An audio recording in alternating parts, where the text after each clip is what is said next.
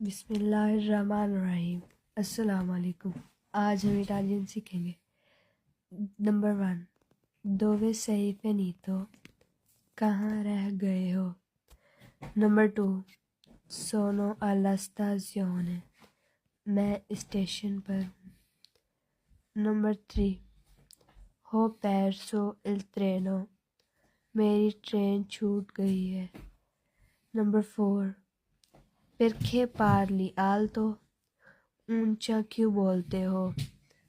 Number 5، accendere le luci، light on کرو۔ Number 6، spingere، بند کرو۔ Number 7، riposo، آرام۔